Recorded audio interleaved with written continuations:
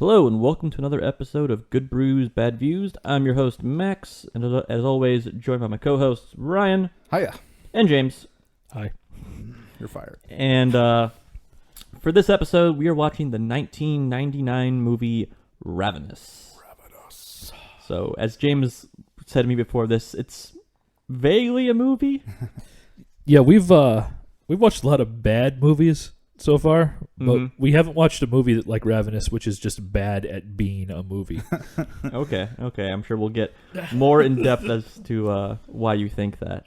This movie is available for free on Netflix. If you have Netflix, which if you don't, then I don't know what to do with you. Nor does the rest of society. Yes, yeah. Figure yourself out. Probably eat them. Probably. Eat them. So we have the movie queued up. The 20th Century Fox logo has just finished appearing on screen. The fanfare is about done. So if you're watching along, hit play now.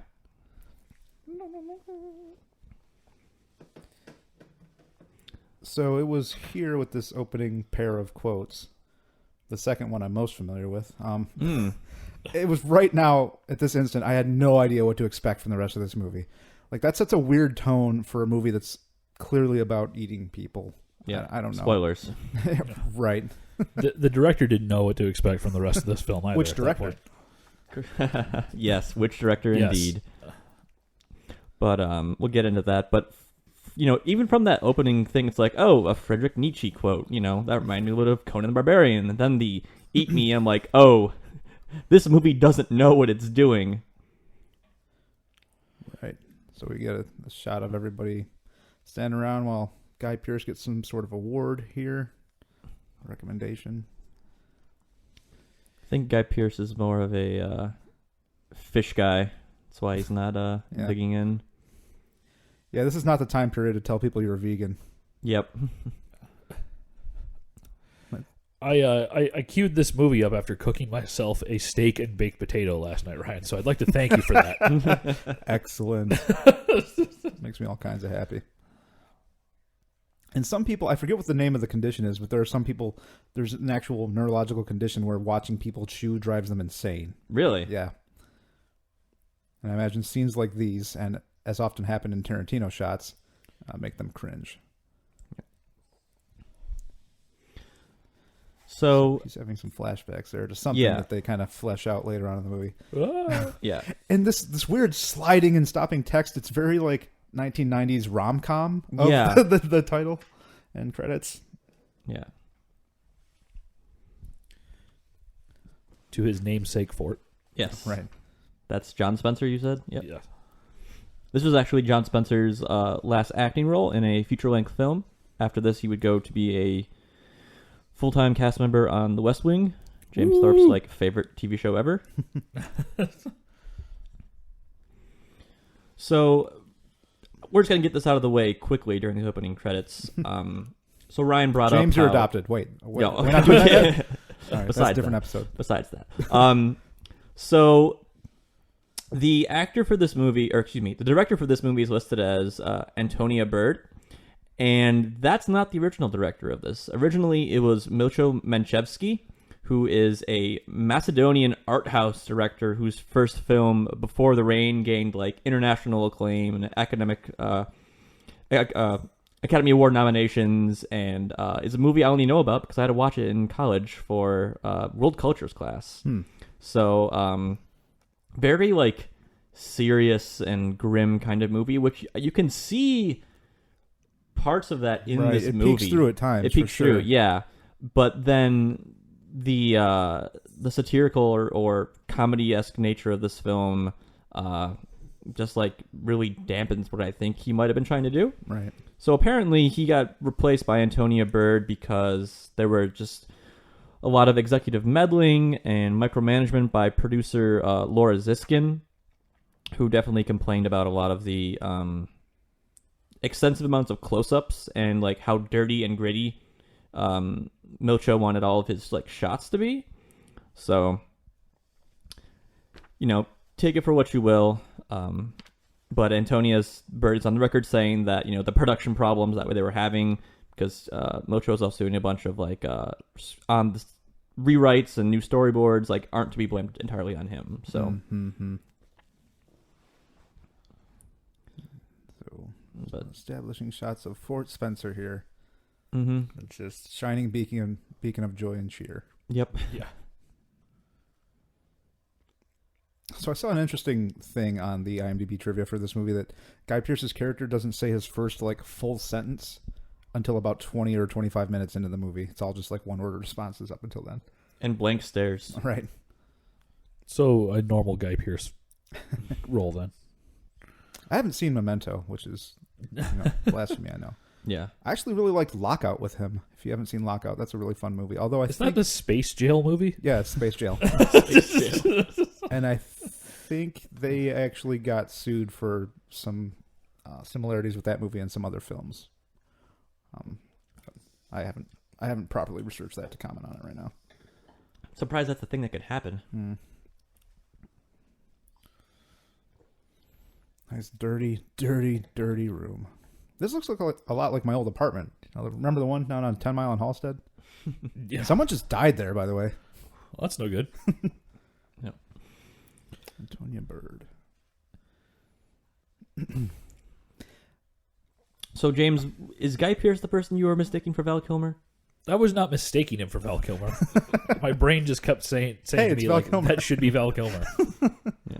Like that in the mirror right there. That looks like Val Kilmer in the mirror. Yeah. Yep, 90s Kilmer, because Yeah. contemporary yeah. Kilmer is about 79 pounds. He's about different. a Kilmer and a half. Yeah. It's like how the person we meet later is just young Hugh Jackman. Yep. Young, scrawny Hugh Jackman. Yeah. Pre-Weapon X. Yep. Just gonna have a little lie down here. It's a good strategy, I suppose. Oh, yeah, Yeah. it's great strategy. I actually kind of like that this guy's character is, for the Bueller. most part, for most of the movie, just kind of, you don't like him. I mean, he's kind of spineless. Yeah. Yeah. It's a fun callback. The walnut scene. Mhm. Right. I got sent here because I tried to hunt down Ferris Bueller. Yeah. I'll give this movie props for making mention that the Mexican-American War exists, because Yeah. that's something we kind of ignore in America. Yeah. When I originally saw this, I'm like, oh, this is like the post-Civil War. I'm like, oh no, that Civil War hasn't happened yet. Yep. That's that war no one ever remembers. Yep. It's the Korean War of the 18th century. Yeah. No, I would say that'd be the War of 1812. No, we know that one because they burned the White House down. Oh yeah. Every fourth grader learns that. Yeah, I suppose.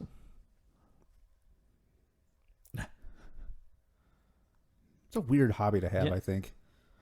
Particularly in 1847. Yeah.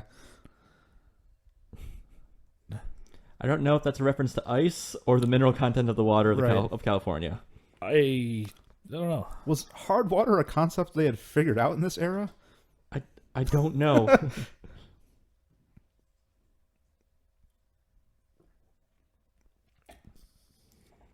Isn't Jeffrey Jones also in Howard the Duck? He is. He's the villain. Yeah, that's right. Yeah.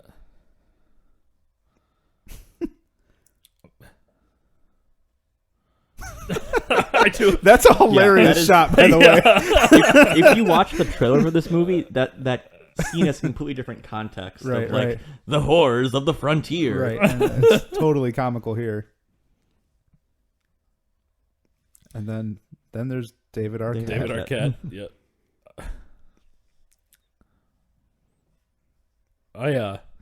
I appreciate that the Native Americans are referred to as they kind of came with the place. Yeah. Like, it's such a ridiculous concept. They're like, we'll just let them stay around. Yeah. Right. On top of all the ridiculous characters, they're Mhm. already they add that to there. Kiss. Somebody kiss.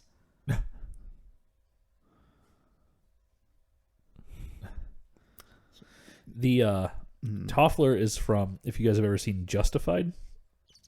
Oh, I've heard that's a good show with like a Timothy Oliphant or whatever. Yeah, he's in that show, and he is a really, really, really just nasty character. So Mhm. him being a churchman in this made me laugh. A quiet, reserved churchman. Yep.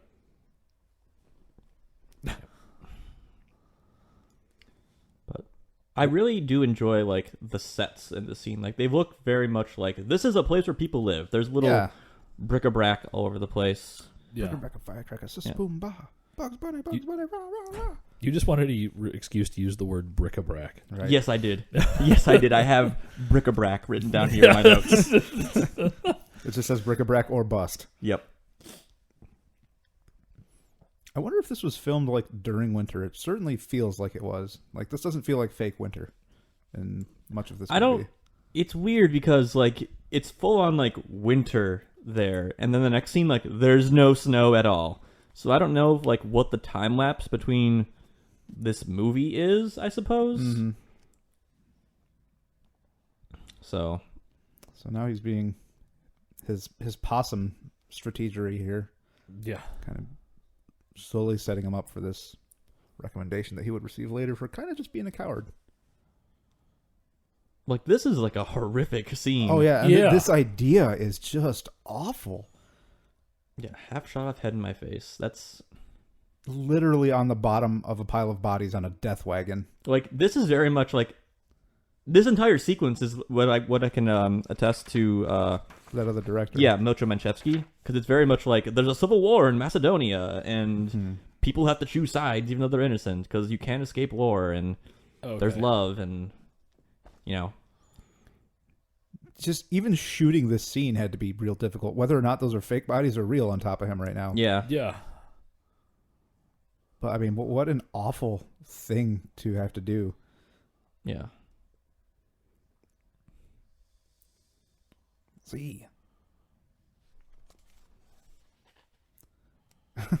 Next. So he goes up right up there and just like snaps the guy's neck. So that kind of hints. Plus, you know, he had all those bodies on top of him. I can't imagine that's an easy thing to escape from. So that kind of first little hint of what's to come. Yeah. Yeah.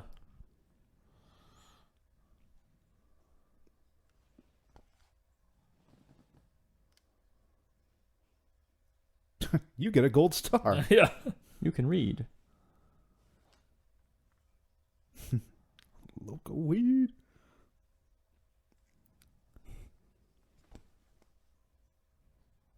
I imagine that Martha's a terrible traveling companion. Just stone-faced and quiet the entire time. Yeah, not the most animated companion for sure. Yeah. No women. You know, if it starts to snow just a little bit more, does Neil McDonough just look like a pair of eyes wandering around? Likely so.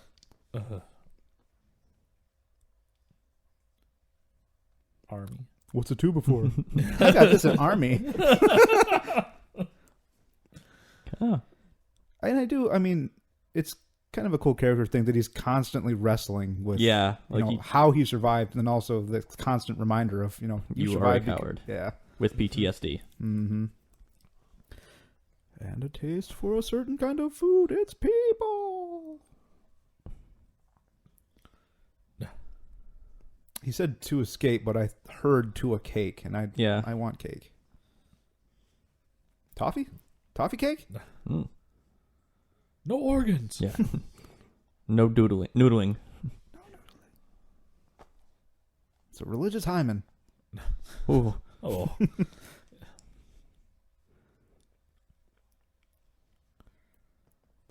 Perhaps up your own ass. Nice.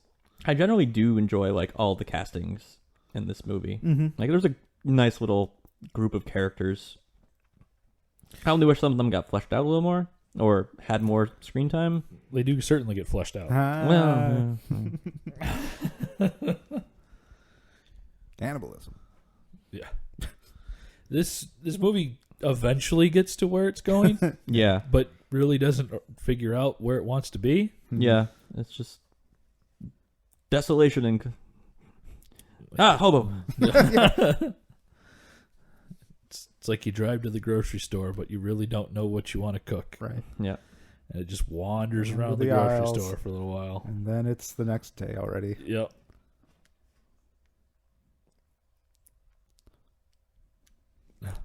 bunch of Nazis find him? It's Hugh Jackman. Yep.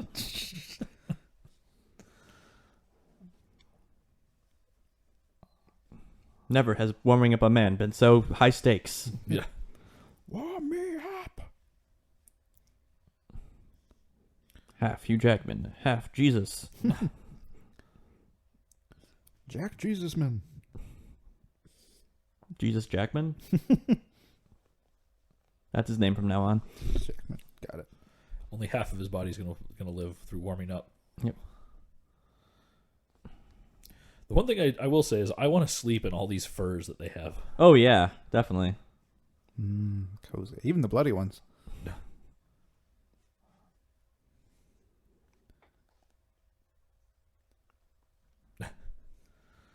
Neil McDonough looks like he just had a set of like crunches interrupted to see what was going on there. I'm too busy to button my shirt. Look, that looks like Hugh Jackman. It does. It's just scrawny little Hugh Jackman. See, look, no snow. Yeah, I'm assuming that they probably filmed this over the course of maybe a few months, or a snowstorm blew in and they just kind of had to go with it. Because this was filmed in Prague. So for Toffler, was the director like, okay, dude, your acting mantra is you're a 9-year-old kid who's got to pee, but you're also very excited about Christmas at all times? Probably. This was a Police Academy inspired performance.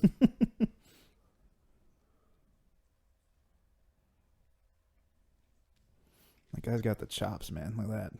Yeah. That's a good, a very excellent mid-1800s chop stash. Oh, yeah, yeah. Plus, I think that scene is important for later. But Those are critical chops, is what you're telling me. Yeah. But yeah, Jesus Jackman. Jesus Jackman. Getting his soup on. This gives a whole new meaning to Wolverine's origin story. Yep. Right. That explains how he got off the cross. He just healed. Yeah. Jeez. Oh. Things we don't There's a anticipate Q in that talking about name? on this show.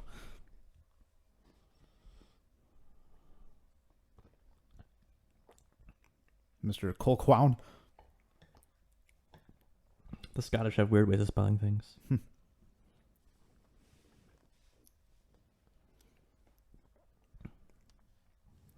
Neil McDonough's character in this movie doesn't strike me as a whittler, but I guess there's not a lot to do.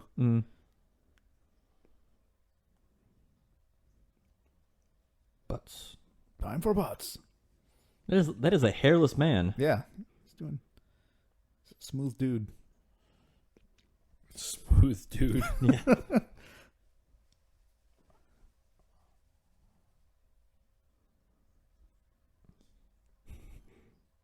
Just gestures with his knife for Yeah. purposes. Reasons? Was that almost a shot like The Last Supper just then as it panned and they were all on one side of the room? Going with the Jesus Ryan, thing. you're looking way too much into this movie. Yeah. I think just having my eyes open at this is looking into this movie too much. Yep. Yeah. I originally discovered this movie as I was looking for movies inspired by or fit the H.P. Lovecraft like tone of stuff. So Okay. that's why I was like, this doesn't look vaguely tentacly at all, which Yeah. Isn't all Lovecraft is. It's about the futility of man's existence and whatever. But now we go into Oregon Trail, the movie. Prepare for dysentery. But I like the music very, very subtly in the background during this whole sequence. yeah, the music is like surprisingly catchy and memorable. Even if it is at times very out of place. Yes. Yeah, we'll get to that and get Yeah. to that later. But what are we drinking today, guys? Today, we are drinking Critterless, which is I lost the bottle, a sour ale from Shorts. Yes, that's what the And bottle it says. is damn good, I think. I really, really like this beer. And I put the bottle away, so I can't tell you what's in it right now. Mango and cherry, I believe. Yes, the that is mango and correct. cherry sour ale. And it's great. Now, James, you're the resident sour expert. What do you have to say about this? I really like it. It doesn't start off quite sour, and it finishes sour, which is nice because sometimes sour beers just start off sour and they don't have anything to add. Okay. Outside of just being sour. Yeah. This is probably sours are probably like my least favorite style of beer. Oh, it's one of my most favorite. Well, that kind of goes within you not liking IPAs. Right. So everyone I know who loves sour beers hates IPAs. James is waving his hand. I love IPAs though. You're weird. Thanks. Second. Well, yeah. Anyways, but so far I don't hate this. I mean, it's refreshing. I like the mango and the cherry. That's probably why. Like, those are two of my favorite fruits. Okay. And another good beer by Shorts. Yeah. Yep. Tough to go wrong with Shorts. I'll beg to differ. I've been doing all right with it. Okay. I don't like Space Rock, and I know we've had that beer featured twice. On That's the an show. IPA. I don't count. That's not an IPA. It's a pale ale. Oh, right. I didn't care for that one either. Yeah. But no, like, I like sour and tart things, like sour candy or sour fruit, but that's not really a flavor I seek out with my beer, I guess. Okay. So, but I definitely feel like there's a trend towards sour beers right now. Like, sours are like the next, Yeah, I could see that. I think that comes from the people seeking out farmhouse ales. And Yeah. This is kind of the next, sours are the next step away yeah, from farmhouse ales. like I was at the grocery store last week, and I noticed there were like 2 or 3 farmhouse sours or goes style beers, which those are like a year or two ago. Those are pretty niche. Yeah. As in comparison to like the IPAs, or that could be a fact of craft beers continuing to build up into larger markets. Like, I went to Meyer about a month ago, and they had a bomber bottle, which is like those 22, 24 ounce bottles of Jolly Pumpkin, which is one of the very big sour breweries in Metro Detroit. Yeah. Mm-hmm. So that was very surprising to even see that beer there. So Yeah. I was at Traverse City the weekend before Thanksgiving this year, and I was at the Jolly Pumpkin, and I tried one of their sours for the first time, and I don't remember which one it was, but I was not impressed with it. I like this much better than the one I had at the Jolly Pumpkin, but it was only one, and I know they make more than that. So Yeah, they make a I'll reserve very, judgment. very large variety. But personally, I'm not a big sours guy, so I really don't find too much into them.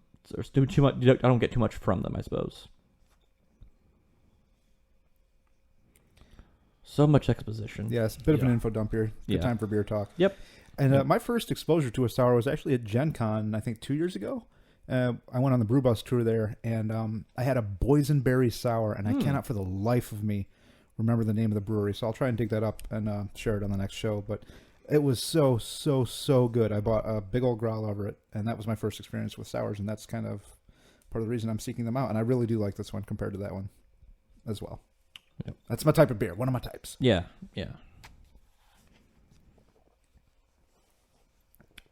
So now soldiers have to go off and go do soldiery things. Right. So we just got all of Ives' backstory. His alleged backstory. Calhoun's. Calhoun. Yeah. Colquhoun. Cocoam.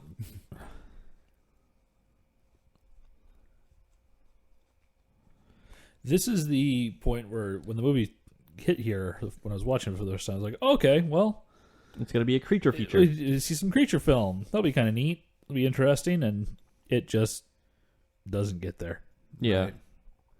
When I first saw trailers for this movie, around the time that it was made, I was led to believe and hoping that things were going to be very spectacular with as far as, physical feats and just almost otherworldly happenings, and that was not the case.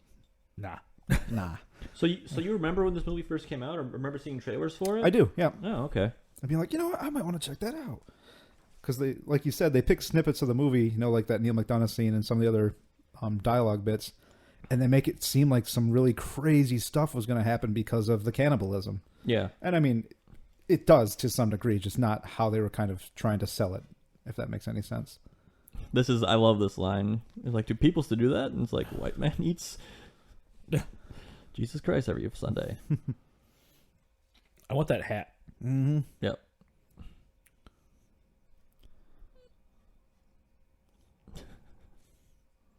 Here's my Gmail password. Yeah.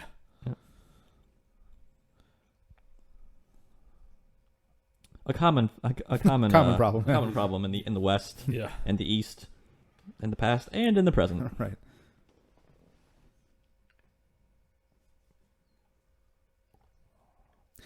His Calhoun/Ives outfit here is It's kind of okay. Go ahead. I would say it's creepy. Yeah, it is, and it's if you've seen Cabin in the Woods, in which you haven't, again, rethink your life and go see that movie.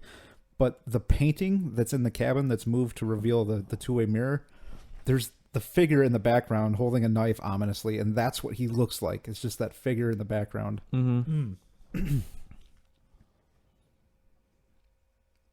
Unknown. So now they're starting the trek to go find the potential grim banquet site of all the cannibalism that happened. Yeah. Yeah. But even like we just got done with like a super serious like people were eating people because they were playing yeah. Oregon Trail and did not bring spare parts and enough food. They only got bullets. Right. And there's little humorous things. He keeps dropping his gun when he's looking for. Look at me, my butterfingers.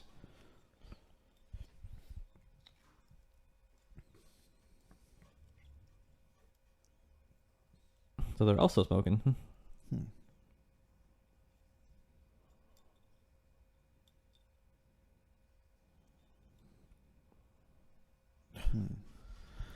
I feel like if one of us was trying to compose a song or a hymn all the time, we'd just be too big of dicks to ever let him finish it. Yep. I don't think we'd be as helpful as Calhoun. Yeah.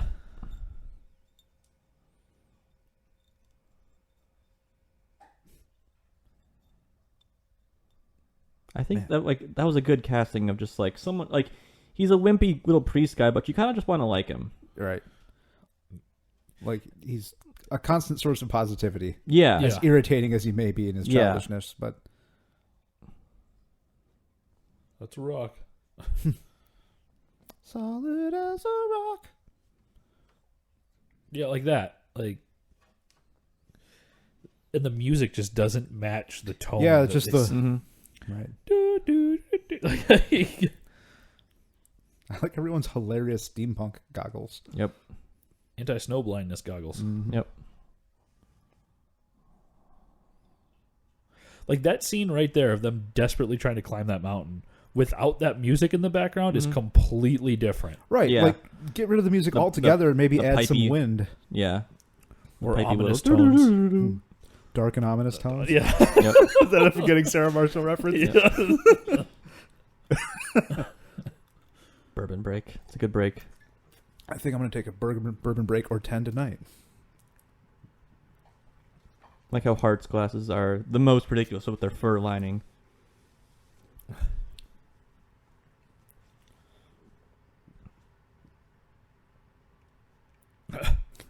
I don't know, just so goofy looking. Yeah.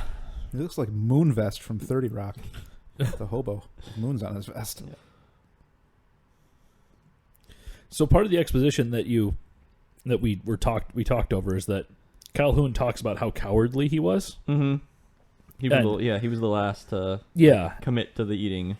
Well, and he was the last. He left a woman alone with the guy who was leading like the cannibalism. Right. Yeah. So he talks about how cowardly he was, and that really piques his interest, and that's kind of what brings him out of his shell a little bit, was to try to form like a bond between these two characters. Right. Yeah.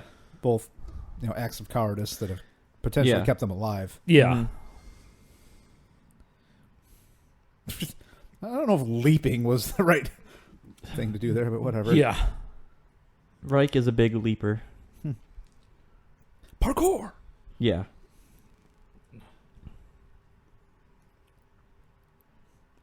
Well, I mean, he's not. So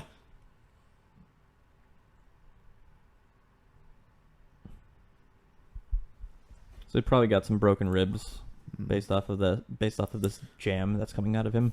Yeah. Injury jam. Now this I love this little. It's been so quiet. Tantrum. Yeah.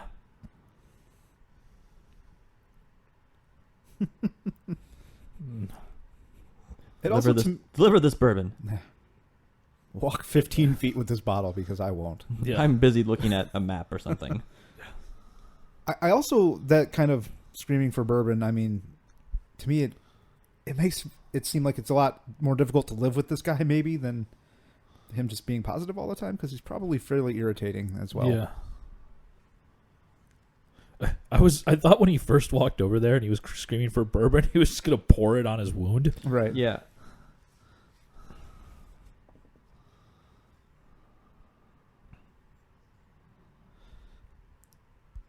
Again, this scene should be creepy, but it's more ridiculous than anything else.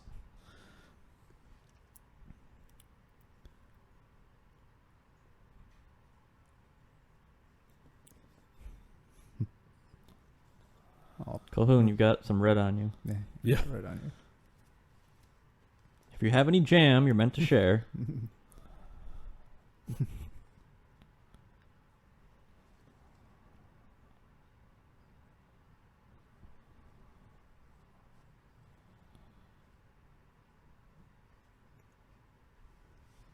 It's like how a toddler would. Right. Sick man outside.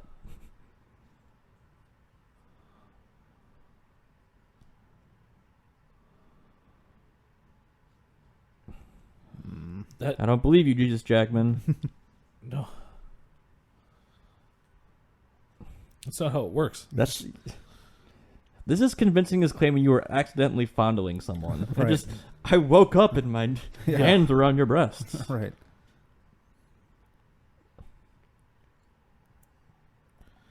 They should just be dragging him too. Yep. Yeah. I almost feel like that scene could have been a little more subtle and like not had him actually licking the guy, but maybe some of the wrapping that had been removed or something, and maybe noticed in the dim light him sucking the blood out of the wrapping or something. I don't know. Yeah, or him not being caught. Right, exactly. Oh, I think they need a reason to suspect him or something for the upcoming scene. Right. I think it may have been easier to have him try and explain away like why he had a rag on his mouth or something. I don't know. Yeah. Why are the rags in your bunk or whatever? Right, yeah.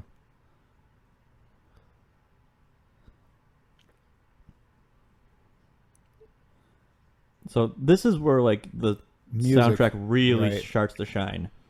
Like it's getting more creepy, more percussion, less like Western travel-y. Yeah.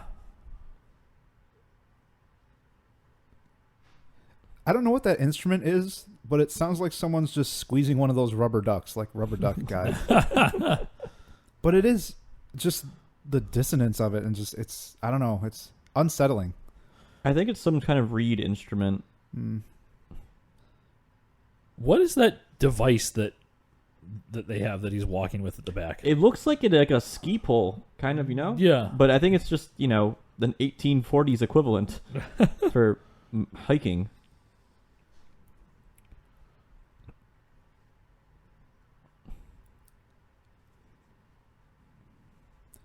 Yeah, the music is very just uncomfortable. Yeah. The cave being a good representation of, like, the darkness that man tries to escape.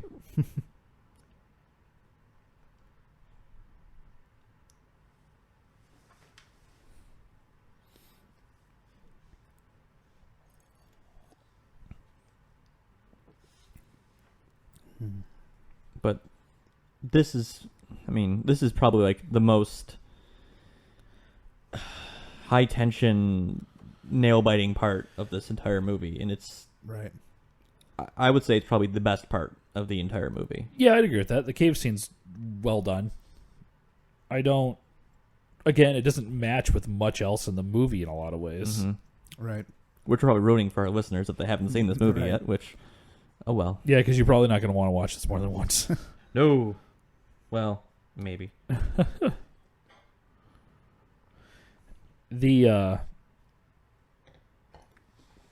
The movie has two really good sequences. This one, and then the later sequence when the group of officers comes back in. Okay. I like those two, but everything else just doesn't feel connected. Yeah. To me. Yeah, like two different movies almost. Yeah. I'm Team Toffler. Listen to him. Yep. Yeah. They're on the hunt for One-Eyed Willie's treasure. Hey, you cannibals. Just trekking through the cave here. You know, when it comes to cannibal movies, there's a lot you can do a lot better than this one. Yeah. But I think also having this movie set in like a remote part of the United States in this time period makes it like all the more unsettling because you have to think about this probably happened at one point with people on like a wagon train and getting stranded and Oh yeah, I mean there's recorded incidents of it and some supposed incidents and everything of these kinds of things happening, but I mean it's a cool set piece, but it's not, like I said, it just doesn't this movie does a bad job at being a movie. yeah.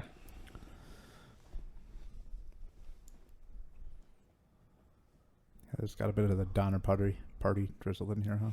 Yeah. Yeah.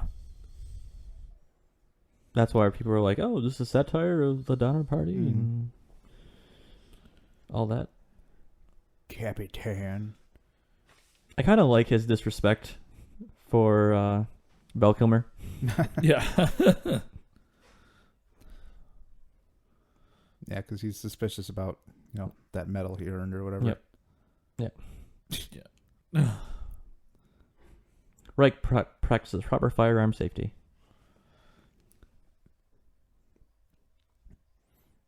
Do you think that he's the third of his name? Oh. So this is the second creepy lair filled with dead people that we've seen on GBBV before. The first being Jeepers Creepers. Yep. This is really awkward. Yeah. Yeah.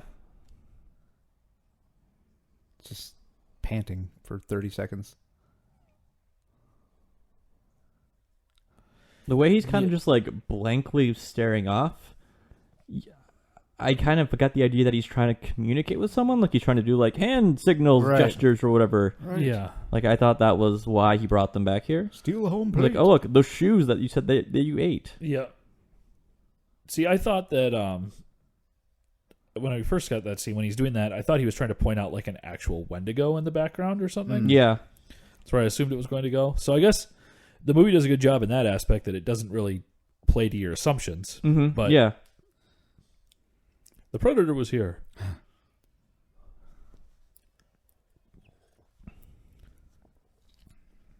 I like how the drum beat is being maintained over beneath that horn fanfare of like bodies.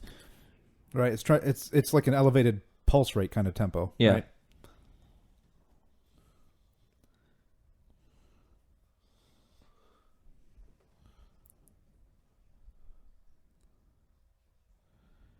Yeah. Mm-hmm.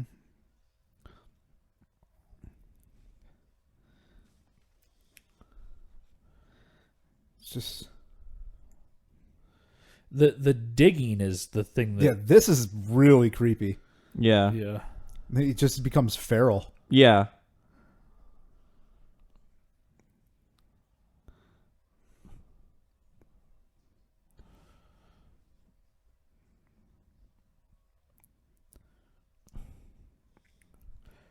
I assumed he was going for something, but No, he is. yeah, he's going for the knife, right? Right. Yeah. But I assumed he was going for something more, I guess. Right. Like, yeah, I thought he was going for a gun initially. Yeah, me too. Because it wouldn't be... Well, I guess you wouldn't want the knife to be taken away after what had happened, but... Yeah. Because you get the idea like that he's like kind of hallucinating Yeah. just in his like demeanor and... He's got into some of the local mushrooms. Toad licking.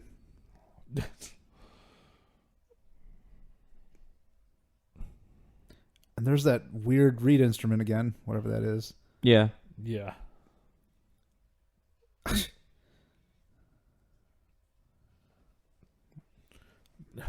And he goes all action hero and just kills everyone. Yeah. Oh. The music is just perfectly terrible. Yeah. I could do without the horn, the weird reed horn thing. And here we lose all tension, right? Yep. Well, not now, but too early.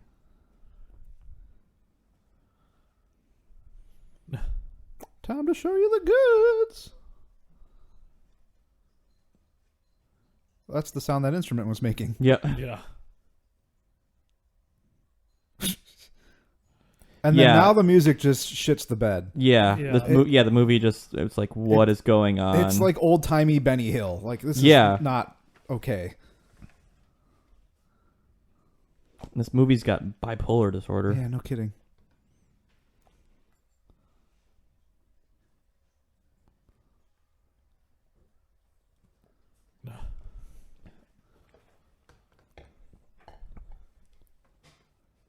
Yeah. That's how most people's faces looked after watching Howard the Duck. Yeah. Yeah. It's a movie. Is it?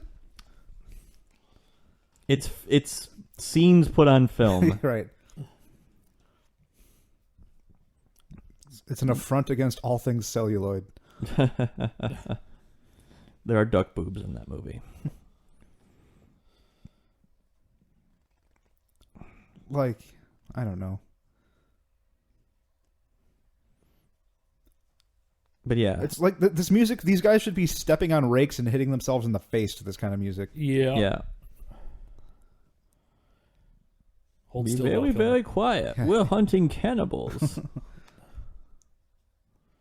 Like the eagle noise overhead right Yeah. there. Mm-hmm. But here we're back to the creepy, strings in the back and just like the shots of the empty woods. Right, the more contextually appropriate soundtrack. Yes. And then nope. No. Back to the red green show, apparently. Yep. I'm just gonna scream, die at you.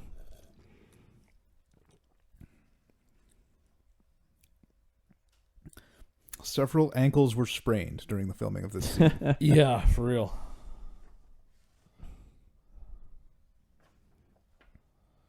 That's a brutal Yeah. kill. Right Fillet there. him, or not fillet him, but Eviscerated. yeah. He filleted him to death, eh, Max? Mm-hmm. I'm saying it looks There are like worse ways to go. when you get an autopsy. They do like the Y cut. Mm. Yeah. That's what it kind of reminds me of.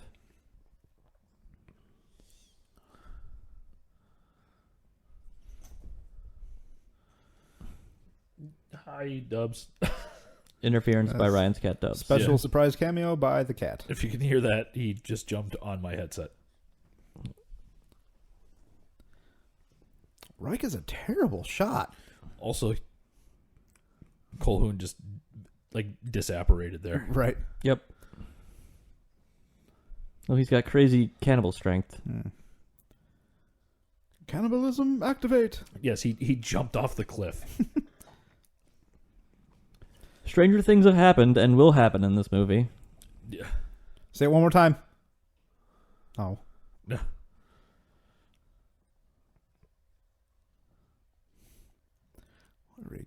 Like I was like, I don't have time for your bullshit. Yep. Q-tip-headed meanie. I don't care if you have to tattoo these orders onto yourself. You're gonna remember them. Wah wah.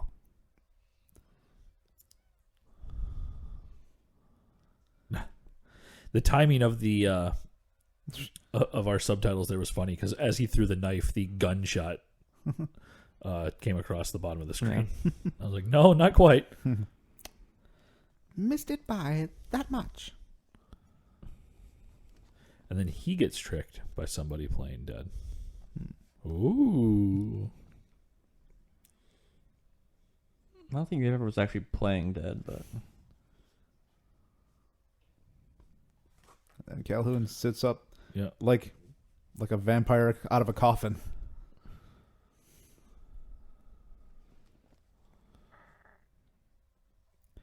This music is now it's like a weird in between place. yeah, Yeah. it's not fully creepy, but not. Right.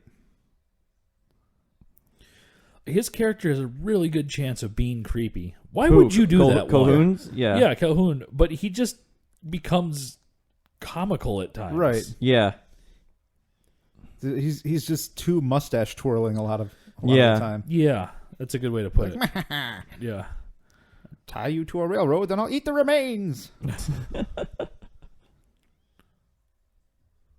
Like he was like, well, Now I'm free. Wee. Free falling. and now for the comical hit every branch on the way down. Yep. Yeah, where's your Benny Hill music now, movie?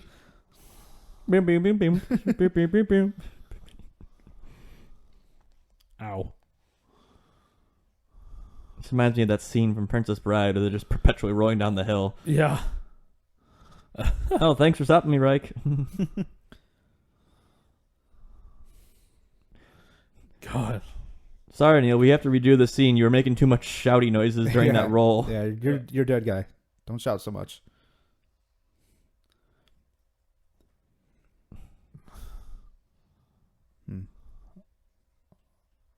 Is this considered fast food in this case? Oh.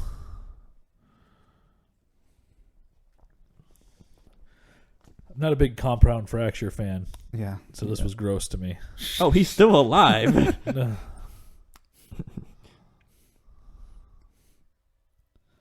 Albinos are stronger than expected. He's not albino, just an Aryan. I know. Just very much so. Get your hands off me, powder. I like that he has Ugg boots.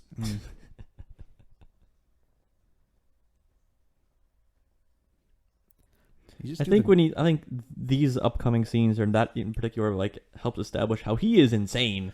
Yeah. But you can be insane without... being goofy. Yeah. Yeah.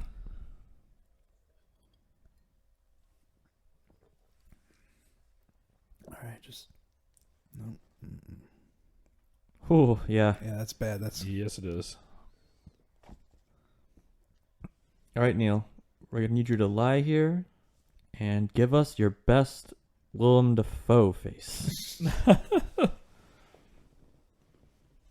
It's just a movie of people playing other Hollywood actors. Yep. right.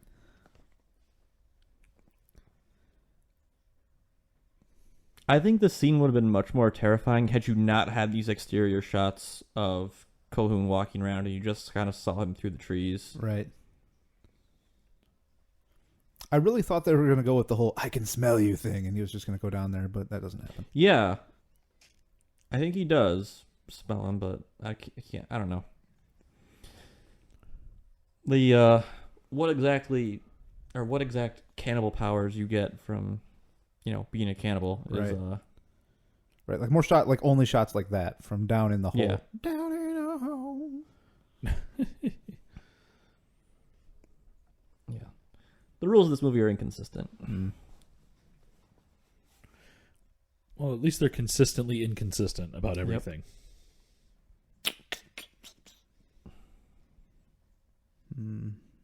Oh.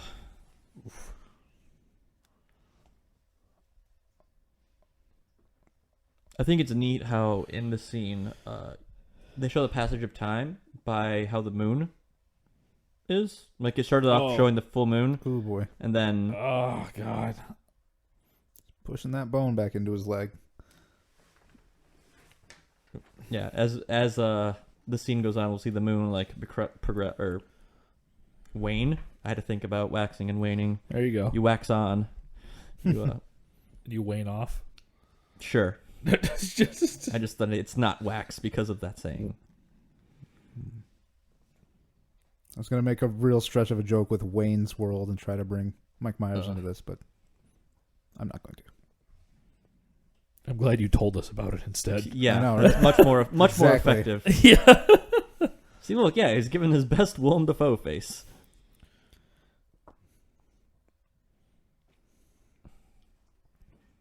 Inspiration for Bear Grylls. Yeah.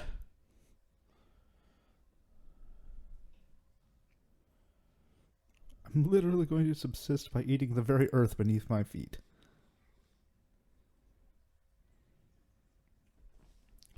Is that the sound those trees are making? I I'm didn't confused. get that sequence right there. No.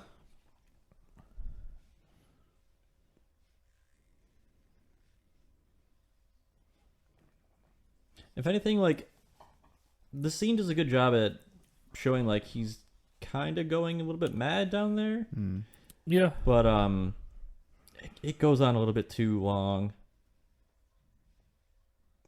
Yeah, I was expecting him to hallucinate and start having Reich talk to him. Yeah. Like, yeah. Make some quips about how he looks tasty or something. I don't know. Mm-hmm. Oh, the whimsical life of a cannibal, just skipping Yep, stones in skipping- the woods. Yeah. Yep.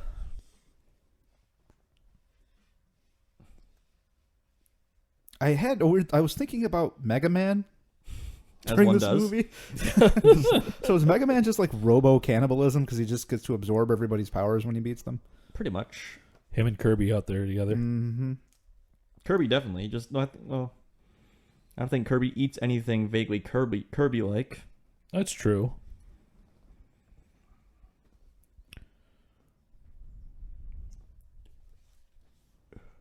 Because I'm a coward, remember? Right. I need advice from a cadaver immediately. It's hilarious. And now that you've said Willem Dafoe face, that's exactly what it looks like every time. Don't get me wrong, I love Willem Dafoe as an actor. Oh yeah. He's just got a very unique face. Yep. Avenge me! That's all I want Reich to say. Revenge me! Yeah. Anyway. It's just I'm having This a whole slight burning sensation. Oh, this whole sequence just reeks of like the face. 19 or 20-year-old art house film attempt. Like rolling around on the ground as the steak and fire comes in the background. It's Yeah. just, it's so over the top. Yep.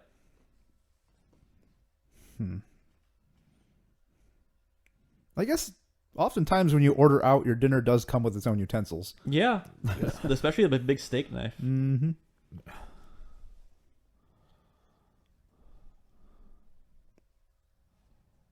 Again, the music is very unique here, but not quite in a way that works. It doesn't fit. Yeah. It goes back to the weird organ thing. I like this shot, though, this faraway shot with him just kind of Trudging along. Yeah, so small in regard to the rest of the frame.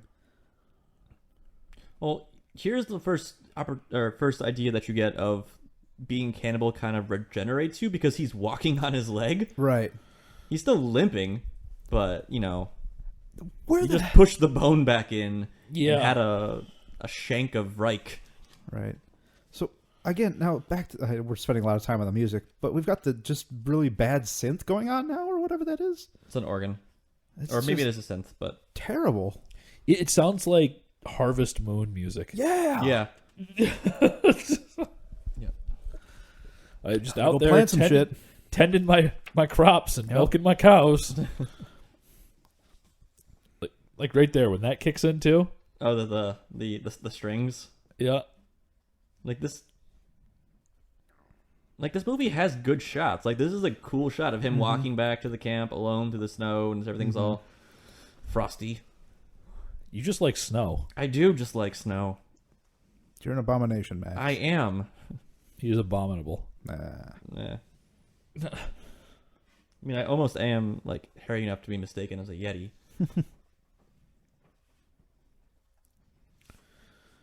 Nope, David Arquette's here. I'm out. Yeah. I'll go back to the wilderness now. Yeah. Did you bring me my weed? Oh, I just want those blankets. Oh.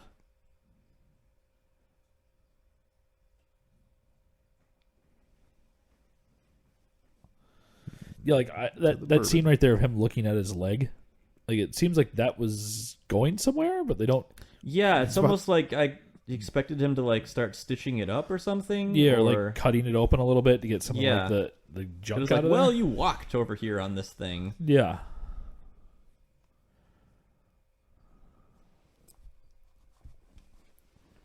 But I'm just like all the snow shots in here look like just I don't know. The movie just looks better when it's snowing. I feel like it's especially with like the desolate nature of what's going on or what's being implied that people are going through. Right. I suppose so. Where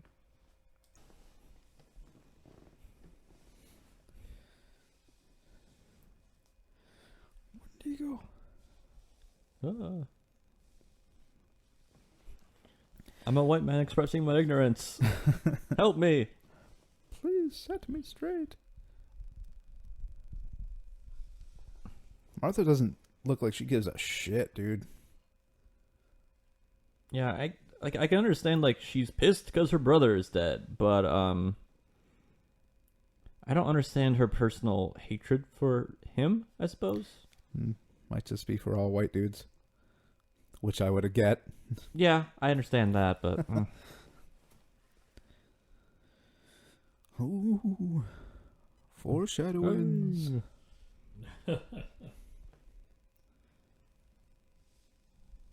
No sign of a sign. No. I saw the sign that opened up my Yes. eyes. I saw the sign. I got really hungry. Then I turned to cannibalism. That was the first draft of the song. I don't think that one got released. Yep. No, I thought that one was too dark for this movie.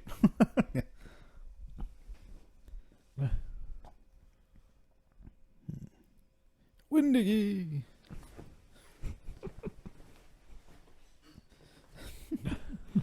Grammar Nazi. I'm intolerant and my rank and race allows it.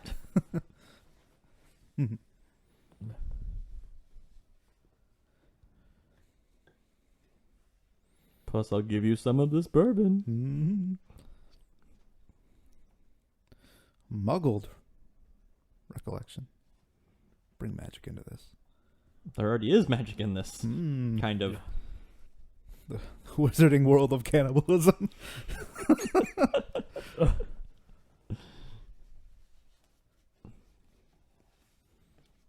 You know what they say. It's the other white meat. He's got a warm face. I'd talk to him. Yes. I'd share my secrets with that guy. Mm-hmm. Yeah. John Spencer coming into the movie right now just makes it all the much better. So you like the scenes with John Spencer? I'm okay with John Spencer. So how does the presence of David Arquette impact your thoughts? Poorly. Yes. I would describe Martha physically as sturdy. David Arquette looks like he's made out of like aluminum poles. His like vestments that he's wearing are very odd too. Arquette's. Yeah. I think he was like a butcher or a cook. Yeah. Fall more dramatically. Well, he's got the butcher's apron on, but then he also has like this like vestment scarf tied around his neck. Oh, I don't pay too much close to the vestments of secondary characters. Primary characters, I'm all about that. Yeah.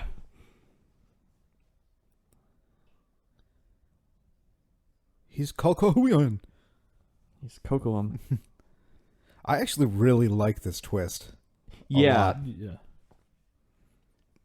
Again, I like very much the story of this movie. Like isolated as it is from the rest of the actual execution of the film. But So that kind of brings up the question of, was he always Colonel Ives? Or did he assume it after the fact? Yeah. Assume that identity, right?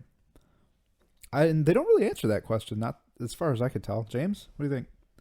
I missed what you're saying. Sorry. So was Colhoun always Colonel Ives, or is he assuming Colonel Ives is... No, I'm assuming he was always Colonel Ives. Okay. Sorry, I got caught up in this. And I mean, that's kind of the side that I lead to as well, but I mean, and good on them for it. They never really just be like, hey, this is what happened. Yeah. They never call the exposition hotline from Jeepers Creepers. I do like that Knox's excuse. He's like, He doesn't look familiar to me at all. The other guy had a beard. I'm using Clark Kent logic here. Yep. Those are permanent. Yep. People are born with beards and they die. Well, with this is the beards. age that when a man grows a beard, the beard never leaves his face until he dies and rots away. Yeah. Or is eaten. Yeah. There will be no touching of my nethers today, private. No private-to-private activity. No. See, this is the scene that made Hugh Jackman realize that he needed to work out more. Yeah, it's Yep. like, oh, Jesus, I can't play Wolverine in this state. Yeah.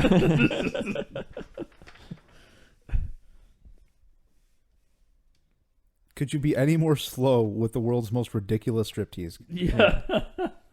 Well, I think it's supposed to be kind of a high tension. Like, is this the same guy? Which we as the audience know it is. Right. But, Scandalous. it's like, will he have the bullet wound? Mm-hmm.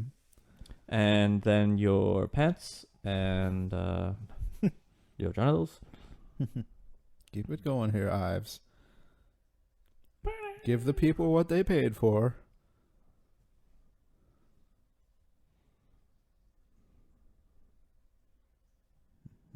No, I felt like he kind of lost his accent there and went back to his Scottish one. Mm-hmm. Yep. He's a tiny little dude. Mm-hmm. Yeah. He is short and slender. So Ren. Okay, yeah, they're your vestments. Yeah. Like, what are those? How do those add to anything? I think those are supposed to be like priesty things. Yeah, like vestments. Oh, yeah. I do it like his bare teeth necklace. It's Yeah. like the 1980s version of a Puka shell. puka shell necklace. Or 1800s, not 1980s. 19th century. Well, is what maybe you're going somewhere for in the there, Thorb. 1980s. As you can see, the beer is starting to take hold. No. I do like that. The scene of those two guys just staring at each other. Mm-hmm. There's more bourbon than there's water in this movie. Oh, it keeps better. This is true.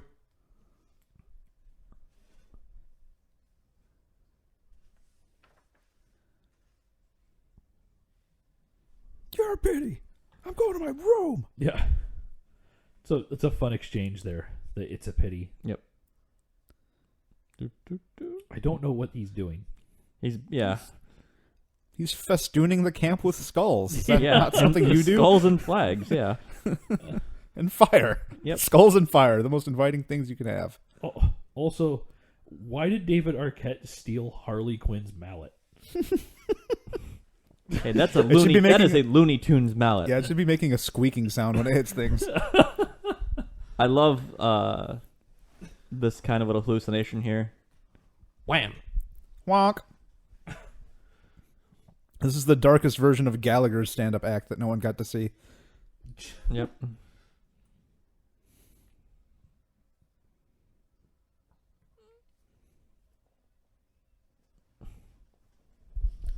I know you've stabbed me twice already, but please cease the stabbings. More stabbings are not recommended. Nah. Too messy. Was that the mallet squeaking? Yes. Oh, there he goes. Yeah, he's just... Yeah. Okay.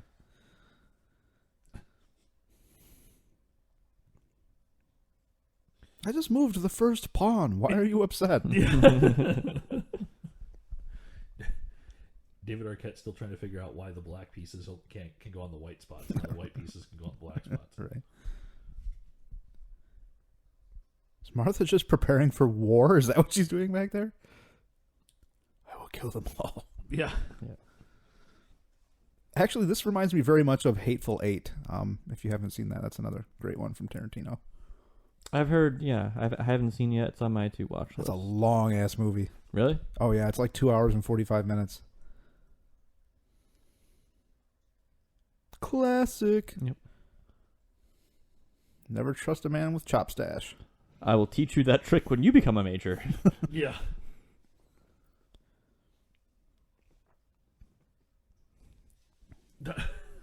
Cabin fever.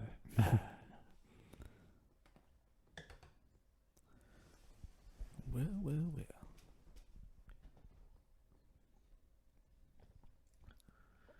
I like that the other people were just like, well, we'll leave him here. Wait. See ya. Yep. There, he goes here to rest. Yep. Yeah. Get some actual sleep. Otherwise, you're going to be all gamey when they eat you. Nobody wants that.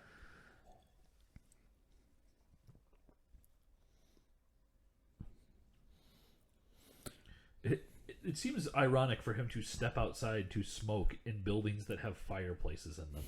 Yeah, and we've seen him smoke inside Yeah. beforehand. He's just looking for some me time. Yep.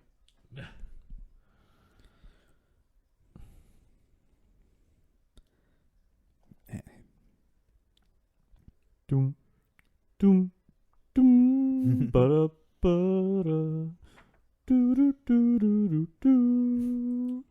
Yeah, again, this music's trying to be creepy, but it's just not. Mm-hmm.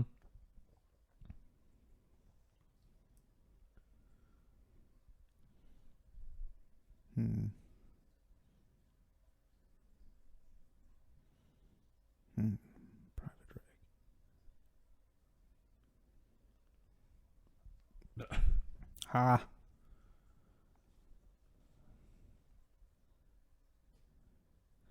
Not like you, coward, Boyd. Man, you can call him a boy and just keep on insulting him by just finishing his last name. Yeah. Boy. Duh.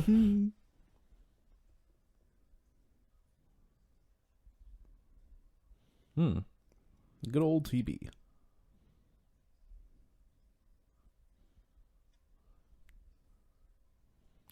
This is like an 19th century equivalent of the last 10 seconds of a new drug TV commercial. Right. Yeah. Side effects may include Tuberculosis, cannibalism, coughing up Heinz blood, this. Just suicidal describes ambition. right. This just describes my mental state driving home from work every day. Your commute is like 7 minutes long. And what does that tell you? Yeah. Yeah, like Mega Man. More exposition time. Exposition time. So this beer's kind of grown on me. It's probably because, like you were saying, James, it's not tart up front. Yeah, it finishes sour. Mm-hmm. So Ryan, do you want to explain your pun for this beer in this movie? Oh yeah, so we tried to thematically tie what we're drinking to the movie. So the beer again is titled Critterless. So these people are eating humans instead of, they're not eating critters anymore. So that was where I was headed with it. Plus it's delicious and I just wanted to drink it, so fuck off. That's a good enough reason as any. But not the red thoughts. Those are the worst. There's one dapper ass cannibal. Yeah. Mm-hmm. See, compared to the last thing that the three of us watched / interacted with that had to do with Wendigos, this movie's bad. Oh yeah. Right. Wait, are you talking about Until Dawn? Yeah. Okay. I incredible- was like, is there another Wendigo movie we watched? Yeah, that's an incredible game for those who haven't experienced it. Fully support. Love it.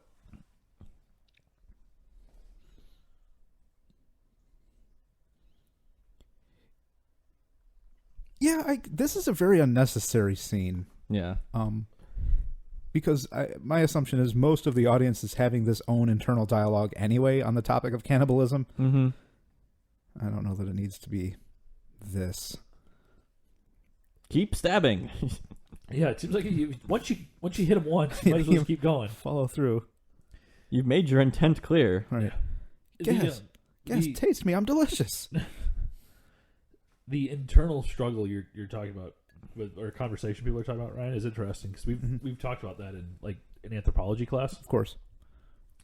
And cannibalism was part of it. How there's really like deep seated taboos that Yeah. humanity has, because you can ask even just like a 6-year-old, pretty much across the world, about like, would you eat of this or would you eat of that or what? Like, and so certain areas, like in the United States, if you asked a kid if they eat a dog, they'd say no. Yeah. But there's other areas of the world where, if you'd ask them if they eat a cat or they eat a bird, Right. or whatever, Yeah. they kind of go along, and there's those cultural things don't pass. But pretty much everywhere you go, Yeah. if you say eat a person, Mm-hmm. either it's not even a question that like registers with them, like I don't Yeah. understand what you're talking about, or there is a immediate Revulsion like, to it. revulsion to Right. it. Yeah. And there's very few things that cross cultures at that such an early age, and cannibalism is one of those things, and it's really interesting as to how deep rooted that is inside of us. Yeah. Yeah, it's a very primal thing to have an aversion to. Yeah. I mean, if you ask a Midwestern 6-year-old if they'd eat raw fish, they'd probably be like, no. Yeah. But if you asked a Japanese 6-year-old, they wouldn't have a. Like, Right. What are you talking What are about? you Of talking course. about? Of course. But Yeah. you ask both those same kids, hey, would you eat your friend Billy? Yeah. They'd be like, no. Right. Well, maybe just a little. What if he wasn't your friend? Then no. Yeah, it's a real interesting thing. I don't remember the few other ones that we talked about as well, but I know cannibalism was one of those things for sure. Maybe incest. Yeah. Or is it clearly just like food things you're talking about? No. There's a couple deep seated things, but like incest doesn't necessarily work at that point because these typically are like you kind of have to. It does, but not that young. Obviously. Okay. Like once that. Okay. So yeah, that's an example of it, but it's not like the ones we were talking about were even younger. Oh, okay. Martha's. The guy from The Godfather's been here. We're subsidizing the expenses of the fort with glue. We will now be known as Fort Elmer.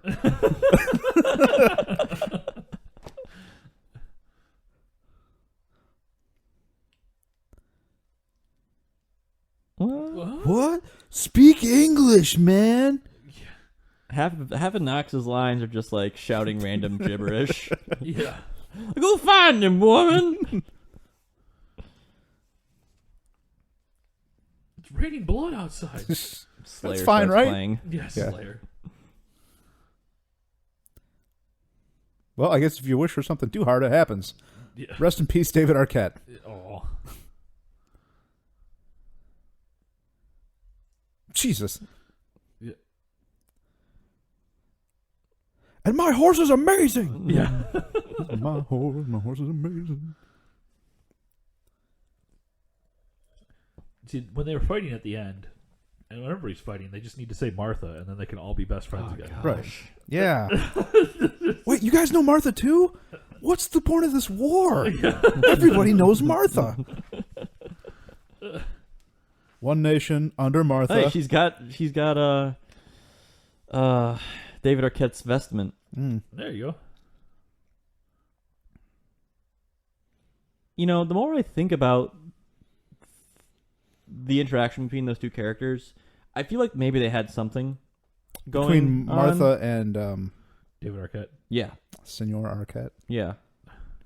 Because she emphasizes Senor is like not no Spanish for women, and then she's wearing like his vestment. Right. Yeah. So Maybe. plus they travel together. Yeah, and that point earlier on when the major whoever says no women, and then she's like, yeah, no women, meaning like Yeah, almost like Colonel like you're mine. yeah, kind of Yeah. thing. that's what I was. Right. That's what I was saying because she wasn't saying like no weed or no peyote. Yeah. Even cannibals cry when they cut onions. Mm-hmm. Oh.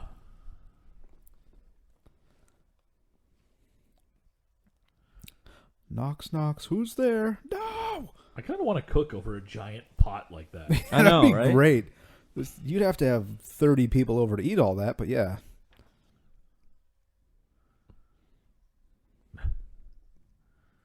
Still just getting hammered. Yeah. Mm-hmm. Those Well- are the good days. Where'd the other sword go? Huh. I think it would have been cool if he got stabbed right there. Right. When he's like, my sword's gone. Oh, she...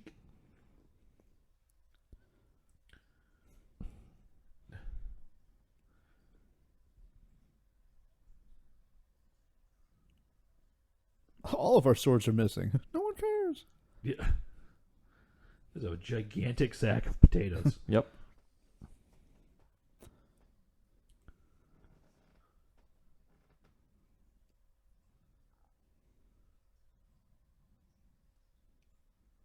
Oh, good, because I had this appointment with this bottle of bourbon here. The you might contribute line is just groan worthy. Yeah, it's like, okay, yeah, we get it. You're a cannibal. Cannibal jokes.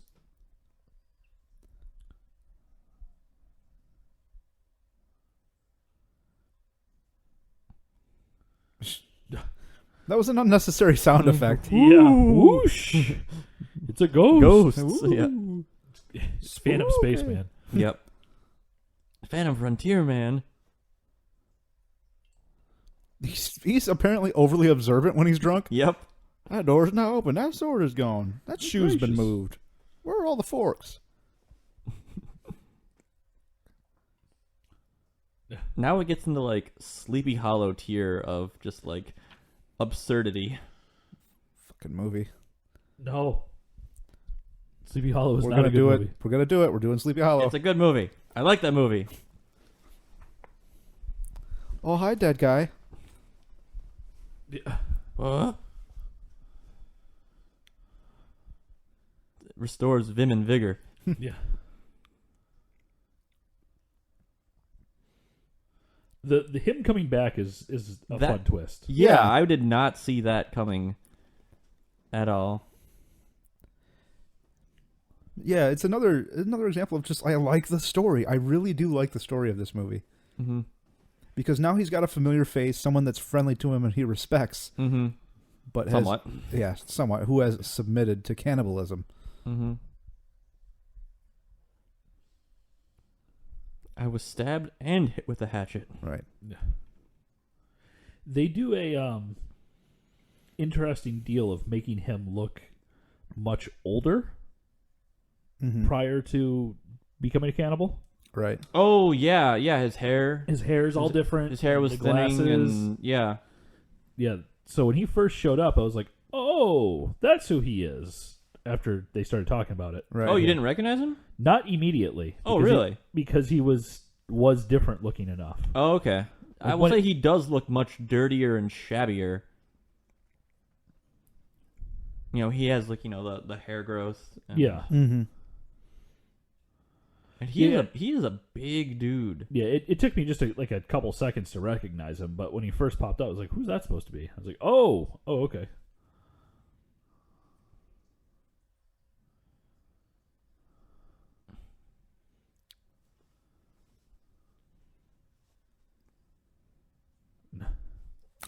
I thought he said murder fest. Yep. He's taking his speech cues from William Shatner. Yeah. And inexplicable pause. The mountains of madness. Passing right through our lovely cannibal Chop camp. vaguely at the stump in the background.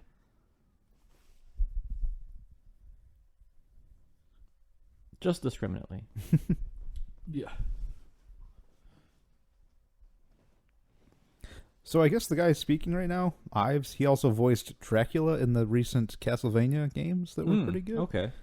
I know I heard the first one was better than the second one. But FYI. Of like the 15 Castlevania games Yes, that there are? it's quite the library. Yeah. I've only played 2.5 of them. Symphony of the Night is exquisite. Yep. Yeah, Symphony of the Night, and there's one for Game Boy Advance where you actually do play as Dracula, who's like lost his memory or something.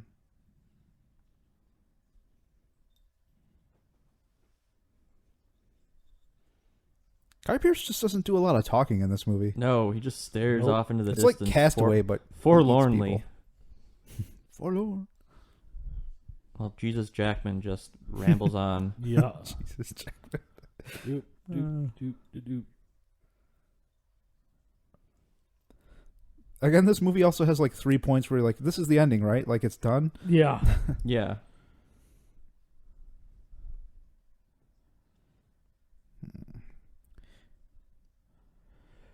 Yeah. To speak to that, if this movie would have ended Like in this speech, I think I would have liked it more. Mm-hmm. Because the end sequence is just kind of silly. Yeah. Right. Yeah. Or showing Guy Pearce like eating some stew. Right. Yeah. But not necessarily saying what kind of stew. Mm-hmm. Yeah, I mean, just the way that they leave it like this. If they would have left it here, it would have been open-ended and kind of there, I guess. But I don't know. I feel like there's also like homosexual tension between the two. At times. But I don't know. I I'm not qualified to comment on that. So. Right, and actually, I forgot that this happens here, but this is actually a pretty slick move by the villain-esque character. Yep. So, all right, how closely will you cling to your morals? You know, Mm-hmm. I've put you here, choose or die. Or we'll just bleed you like a stuck pig, Right. and then make you into stew itself. Yeah. But now that you're mentioning James, yeah, he does look much younger. His Yeah, hair's- more his vibrant. his hair's thicker. Mm-hmm. Like I almost want to go back and like do a comparison of like What they look like? what Hart looks like now and then. I think part of it is the clothing that they put him in the first part of the movie too. They Mhm. put him in much Oh, more like yeah, like certainly. Shabby uniform Or- with like the blanket over him. yeah. I mean, he looks more. They put him in just older looking clothing. Is basically Yeah. what they do. The small Ben Franklin spectacles. Yep. Exactly. That's another point too. Like he no longer needs glasses, assuming he has access to them, not just Yeah. he Right, didn't lose them yeah. in the attack. I took it that he just didn't need them anymore. Right. Hospital food, am I right?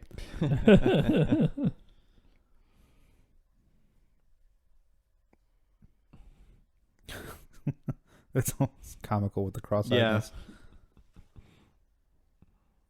Everyone else just looking at Guy Pearce being like, so that's how you're gonna do the scene, eh? Yeah. That's some choices. It's just sriracha erupting out of his midsection. Yeah, it's a do or die kind of thing, you know. Mm-hmm.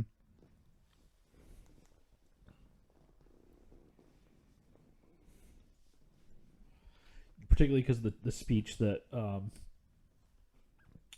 he was given earlier about Mhm. how he could feel his life slipping away. Yeah. Makes me went for it.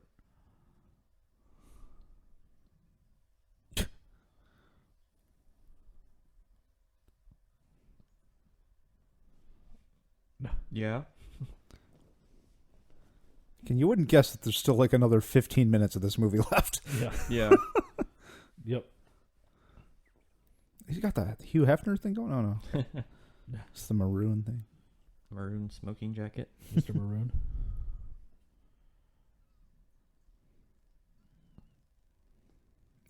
Perhaps in some ways and not others. That's not Ben Franklin. He's dead already.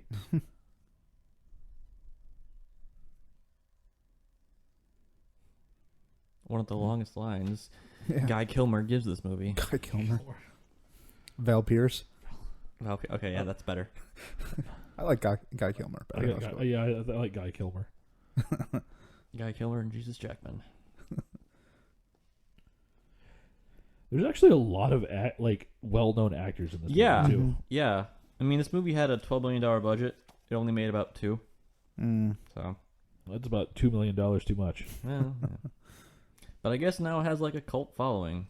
I mean, if you go on Netflix, it's one of those things with under like campy horror movies. But it's not even really that campy. At times it is, but I mean overall I agree with you. Yeah, I mean, in a sense of what a campy horror movie is, this is not a campy horror movie. Yeah, I mean, Netflix is pretty liberal on that. Is he Raphael Descriptor. from the Ninja Turtles on the side? Descriptor of campy horror. Like it has Hellraiser as campy horror, which I Right. wouldn't call that campy horror. That's a good little thing there. Again, Yeah. as we alluded to earlier, Yeah. he just cracks a crushing the walnut with walnut. his hand.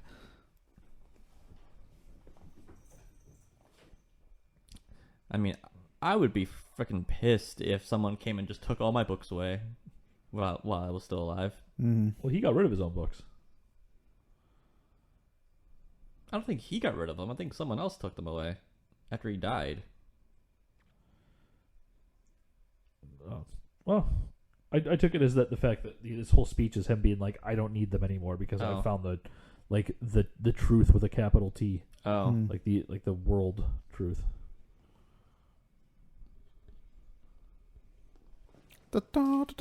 Just the Monty Python and Holy Grail scene with Yeah, it keeps coming out again and again and again. coming at the castle. Aliens! Oh. I feel like this movie could benefit from aliens. Boyd's shirt looks really comfy. It does. I kind of want that shirt. That looks snuggly as fuck. Yep. Nice knit sweater. Mm.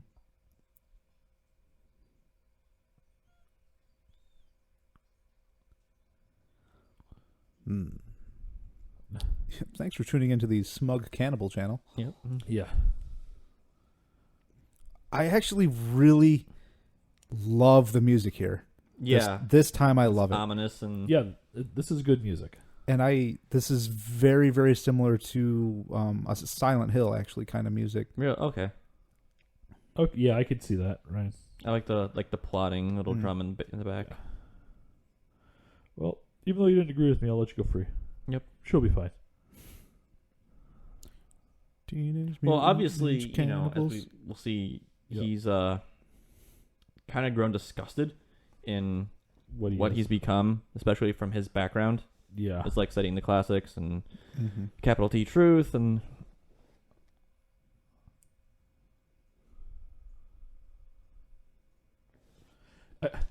You'd think that if somebody asks you to do them a favor and kill them, presumably either quickly as in like do it fast, right? Yeah. As in right now, or quickly like kill me quickly so I don't suffer. yeah, But he doesn't doesn't really either. do it either. Right. Yeah. Like that's a not great way to go. No, it's not. No, I This assume is not. not a I favor mean, I've for never this gone guy. that way, so No, but I mean you can see from right there, like eat a dick. you got it on the rug. That blood looks like the fake plastic blood you put on windows at Halloween. Right. Yep. Or it's like a gel. Yeah.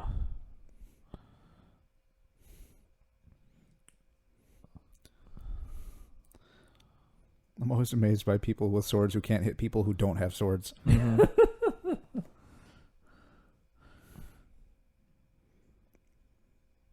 He just disappeared again. Yep. Yeah, it's like they had a handful of endings they wanted, and instead of just choosing one, they're like, no, let's do them all. All of them at the same time. Right. Peter Jackson watched this movie while filming the ending for Return of the King. Oh, you be quiet about Return of the King. Which, want to feel old? Fellowship of the Ring came out 15 years ago. Yeah. Oh, kill me. Just kill me. Quickly? Not like that guy quickly. The actually normal person quickly. We're talking like strap to a brick of C4 and hit the button quickly.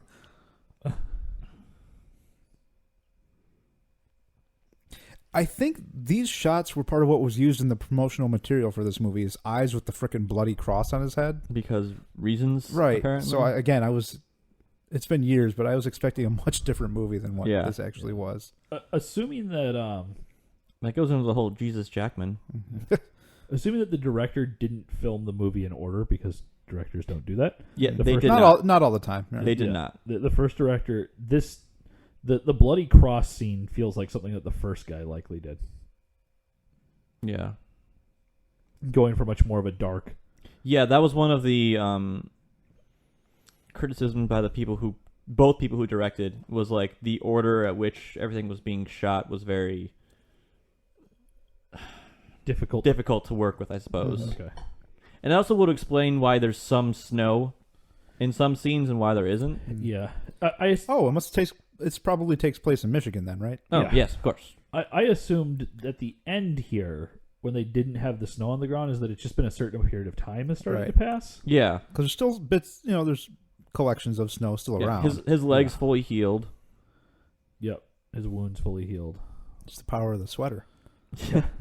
Oh, that sweater. I was laughing. It's weird. Is he a zombie from He's a Batman. Left 4 villain. Dead? I'll do to you like I did at that bale of hay. And for a quick second right there, he looks like Christian Bale. Oh yeah, I can see that. Wendigo strength activate. I'll open. Effective use of a letter opener. Yeah. Oh, attack! I really thought someone was going to end up in the fire. Yeah, Yep. I thought he was gonna like pitchfork toss him him and into then the put him in fire, yeah. Yeah. Yep. Yep. I never noticed the vocalizations in the music before. You hear the bomb, Yep. bomb. I mean, they're kind of subtle, and we're listening to this with Jesus. headphones on. Right. So, Yeah. no. Cleaver's not good enough. Need to go to the log. Yeah. What rolls downstairs? My log has something to tell you. And over your favors, dog.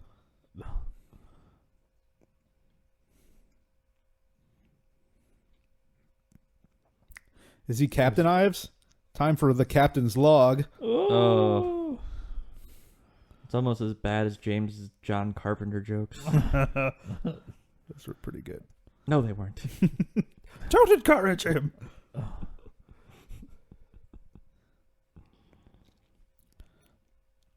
There are a lot of like hair pulling. Hair pulling Yeah. is not fair. Yeah. There's a flag in the play. Yeah. Oh. Illegal holding. giving him the blood wings there. The sound effects are a little much. Yeah, they're hammy. Hmm. Did I do that? I'm sure he's fine. That did him in. Family Matters is a much different show if Jaleel White's character was secretly a cannibal.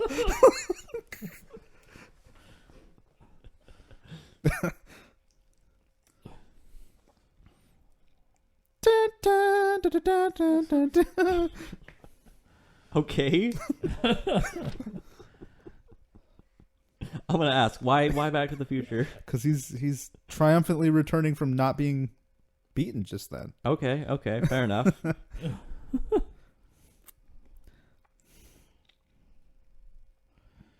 Did he just More hand Fonzie him? gestures. Hey, I'm gonna eat you. You about to get et, son.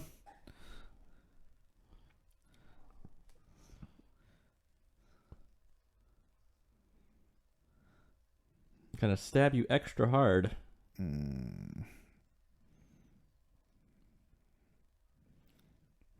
Knife in the back. Literally.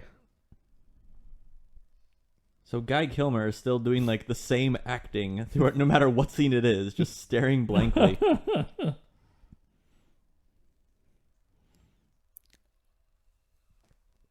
I'm a little like he chose that exact spot to just walk to and fall. Yeah. Yeah. That's a I little mean, weird. we saw him set up the trap, or at least acknowledge the bear trap, Right. but This is weird. This is weird that he's delivering this line. Yeah. not really. It's a pretty big bear trap. Right. Didn't really hide it. No. The end line though is just this.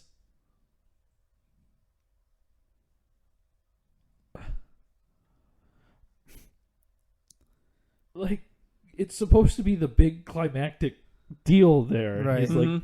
cracking jokes. Yep. Right. Cracking cannibal jokes. Man, this Yeah, but on the same time, I can see why. Well, besides the bon appetit, I can see why you would deliver that, because there's really been like that struggle of how far will you go to survive.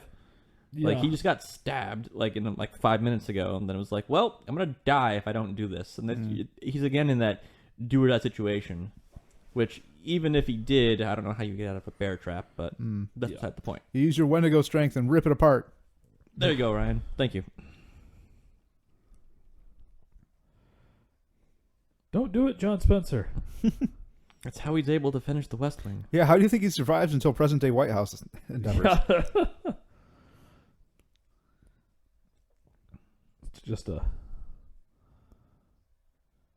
I really want to make some stew right now, I like that he shows up and instead of looking for everybody, I was just gonna say, yeah, he's like, though. you I know am what? famished. it's I a need ghost some town, stew. but here's some untended stew that I'm gonna eat. Yeah.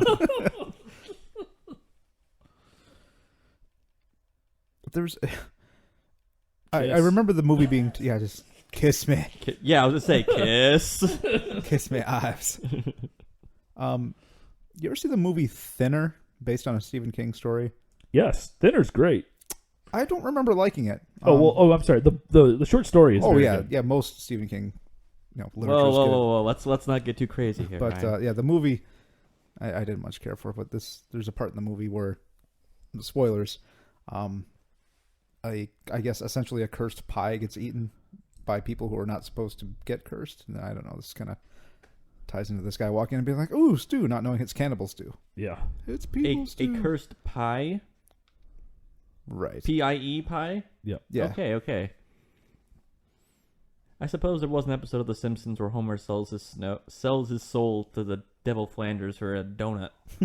Yeah. It was like Homer's soul donut. Do not eat. There are story reasons for the pie to exist. Right. It's not like the pie. Yeah, is the movie evil. is not about a cursed pie. No. Okay. That's what you originally sold it to me as. So there's this cursed pie. Yeah, it's 2 hours of a cursed pie. It's not And then cell here's phone. what the weird- It's like Martha's plan all along. Pull their Kill Casio all white keyboard men. yeah. I love you, dead cannibal man. I love you too, almost dead cannibal man. She's like, well, nothing in there. Yep. Nope. Didn't see anything. So I feel like this final shot here, once we get to it, all right, sleepy cannibal man. Yep. I'm out. Yeah, see, See ya. white folks is crazy. Yep. Goodbye. Wait for it. That's a big ass. What kind I of know. bear needs a trap that large? Bears are big, man. That's fair. I mean, Yeah. grizzlies are goddamn monsters. There is the word horribilis in their, taxonomy name. Come on. Why aren't they horrible bears then? That's a way cooler name. Just a horrible bear.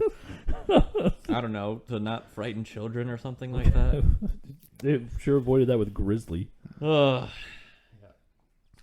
Well, that wraps up Ravenous, and let's start View Again, Brew Again with James. No. Okay, Ryan. Wait. We only got half. That was half of James's response. No, it's I thought it was no as in don't start with me. Oh, okay. No, I'll start then. I might watch this again. I don't know if You're a bad person. seek it out. Well, this movie's got enough quirks and enough things to like bitch about, and there's a lot of uniqueness here, though it's often not for the right reasons. That it interests me. So yeah, I would watch this again. I wouldn't just run screaming away from this movie like I would some of the other things we've watched. But as far as Brew Again, absolutely. I very, very much enjoy this as a sour ale. Again, Critterless from Shorts. This is very good. I would drink large volumes of this beer. As far as I goes, would I watch this again? I've seen this 3 times in the last month, so if I would watch again, which That's a rough maybe, month. well, it was like, ooh, what's this movie? Then like, oh my gosh, you guys, we need to watch this movie. So I watched it again a couple days ago, and then I just watched it again now. So, yeah, I would, but not for a good long while. And maybe if I wanted to be like, hey, want to check out this crazy movie with Guy Kilmer and Jesus Jackman? Right. But yeah, it'll be one of those things, one of those like cult movies where I watch The Room every now and then. It'll be like that. I think And that's as far as the reasonable. beer goes, Choose far your as next words carefully, Max. I mean, like I was saying, sours aren't my favorite thing, but this was good. I enjoyed this. It's not going to be like what I buy the next time I go to the store or anything like that, but I will definitely have it if it is available to me. at that for the strange reason that there's ever this like on tap at a restaurant or whatever, I might have it. I think it's more of like a warmer summery beer than what we have. I'd agree with that. Yeah. But no, it was good. I like the mangoes and the cherries. I think that really made it not as sour as it originally as like when you first drink it. Yeah, overall, I don't like cherries much at all, but Really? I like the way that it's complemented like with the mango. sacrilege in Michigan. I know, yeah, no kidding. But no, it was good. James? Oh, He's mid-yawn, folks. Deep yawn. Let's all watch James finish his yawn. Yep. No, I would never, ever watch this movie again. Which means that the next time I come over, Ryan's going to have it queued up and start playing. But, Yeah, it's just on loop for the rest of our days. I want to learn the organ part just so I can like randomly start playing it at a moment's notice. it's just... I want to find the soundtrack on iTunes and play it forever. yeah. The soundtrack has its own Wikipedia page. That's amazing. Wigs and facial hair created by Wig Specialities, London. So, Yeah, Prague and Slovakia and Mexico is where this was shot, according to the credits. Mexico. but the beer, yeah, I like the beer. I'd like it a lot more if I wasn't watching this movie. We'll just have to have it again outside the movie Well, then. we would have. Yeah. Ryan and I would have liked that dry stout a lot more if we didn't have to drink it while watching London Has Fallen. Ugh, London Has Fallen is bad. It's not this movie, though. I disagree. I think this movie's better than London Has Fallen. Ugh. There goes So my phone. the thing Netflix is suggesting next for us is Gilmore Girls: A Year in the Life. Which, Finally. that is a strange little follow up to this. it's odd. And going back to James's comment about the Colonel Hart looking younger, there was a little still from the movie after it had finished playing, and it did show the Colonel. He did look a lot younger. His hair was much more grayer. His face was much thinner, and when we saw him at the end, much fuller, Yeah, a redder lot hair, livelier. thicker. Like he had gained some weight. So, some on that. And just real quickly, the guy playing Ives, I forget the actor's name, but the person I was mistaking him for through most of the time, Hugh Jackman. He to me looks like a younger Clifton Collins Jr., who is the actor from Boondock Saints 2 and also Extract, in which he plays Step. But that's the guy I thought he looked like. You were mistaking Robert Carlyle. Carlyle, that's what it was. The Yeah, actor who plays right. Yeah. / Calhoun. All right, well, that wraps up another episode of Good Brews Bad Views. As always, send us your hate mail to goodbrewsbadviews@gmail.com, or follow us on Twitter at GBBV Podcast, or check us out on Facebook. And we're on YouTube now. Oh yes, yeah. Thanks, Ryan. We are also now on YouTube. Should this whole podcasting RSS feed, iTunes subscription thing be alien to you? Right. Which we're sorry if it is. And it's just the logo. You don't have to look at us, so don't worry. Yeah. about it. Oh no. Thank the Oh gosh, stars. no. We are not good looking enough to be on YouTube. Count yourselves among the blessed. All right, so catch you guys later, and as always, please view and drink responsibly. See ya. Bye.